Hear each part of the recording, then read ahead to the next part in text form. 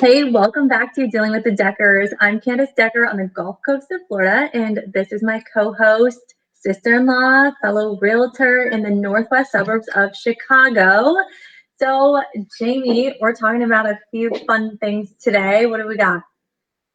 So we're going to focus on some real estate news, and we're in a new year. We have a new president, and what that means is potentially some new programs that could affect the housing market. So kind of two things that have been discussed during Biden's as he was trying to get elected as part of this platform, and now we're kind of seeing if it's something that they're actually going to carry through and try to pass on to homeowners or potential homeowners, as well as maybe even home builders. So a couple of things that could come through that have some pros and cons, and we're just kind of going to discuss that. And I would love to hear what people think as well. So just write in the chat if you got anything to add to it. But first is a potential $15,000 credit for first-time home buyers. So on the surface, sounds like free money. It's great, but there could be some implications to the housing market. Yeah, so we've heard both sides of the fence on this hot topic because there's been a lot of talk in the news the last couple of days, and it seems like the consumers are really excited about the potential to have that $15,000 as down payment assistance. And then you have the real estate industry. I know the president of NAR came out and said this really isn't a good idea. And we're hearing from a lot of mortgage companies and real estate agents across the country who are like, whoa, whoa, whoa. Like, we already have a low inventory of homes. Prices are up. We wouldn't want them to seem to inflate, once this program goes into place. So we're seeing kind of both sides of the aisle here not coming together. Yeah, definitely. I mean, on the flip side, we can see why people think it's a positive, right? More opportunity for first-time home buyers. It's, definitely not an easy feat to buy your first home, and having that extra money can really help with down payment assistance. And then just overall, we just love the ability of more people to be able to own versus rent and be able to really achieve that American dream. But like you were saying, there is some negative implications that could happen because we already have a saturated market with a lot of buyers and not a lot of inventory. So we're just going to further saturate the market with even more buyers, especially at those first-time buyer price points.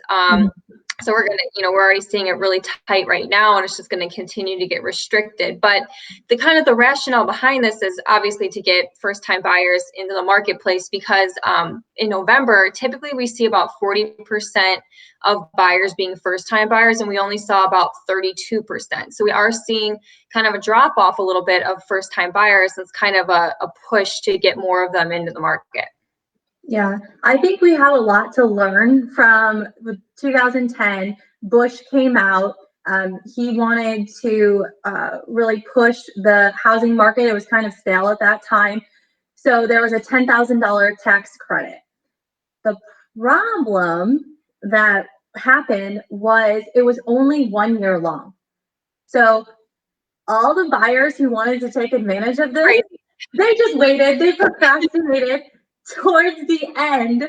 So what had happened was, there were all of these people with this big push all at once to use this credit.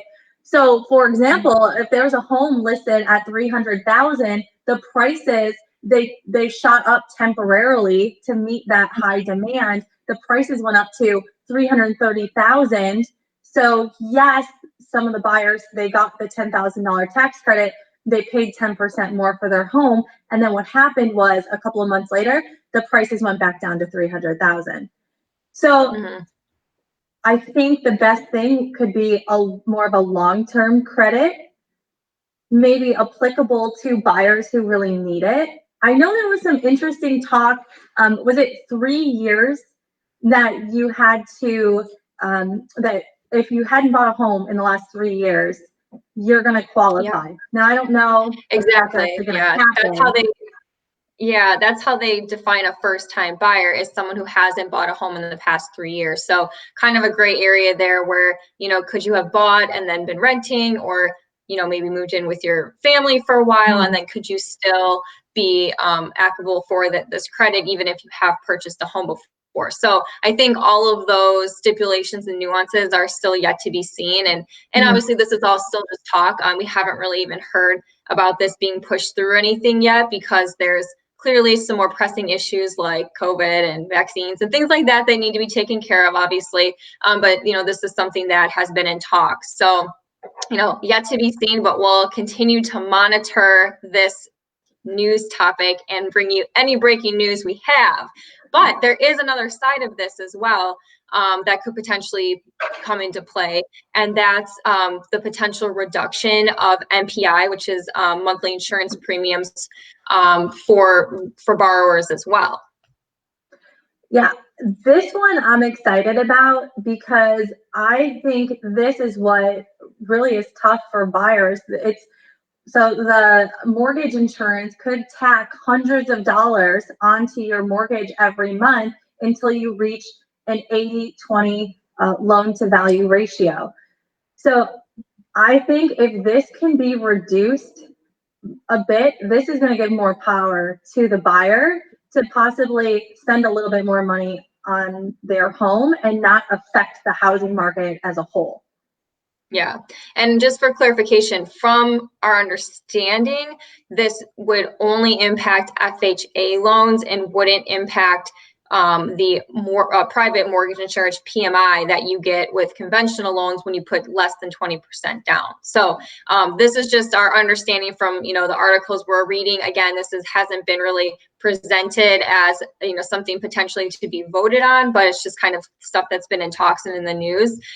But yeah, I mean, that could definitely help reduce some of those premiums and fees that you're getting as an FHA borrower, so that you're able to hopefully afford a little bit more, and just put a little bit more money in people's pockets. So that's kind of still yet to be seen, but again, we'll monitor the situation and bring you any breaking news as we have it. But yeah, it will be interesting too to see if they potentially do offer anything as far as PMI with conventional loans, if any of that changes. But I think right now it's just going to stay FHA.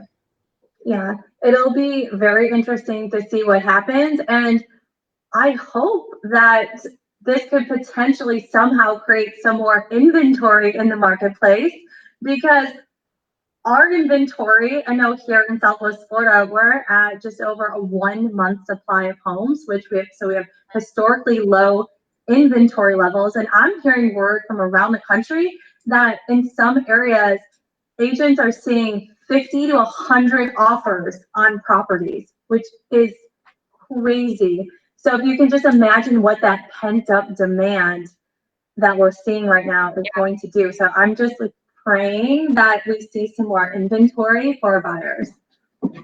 Well, spring is coming. The old real estate saying, the day after the Super Bowl is the unofficial spring market. So we are a week away from that. So we'll see what happens.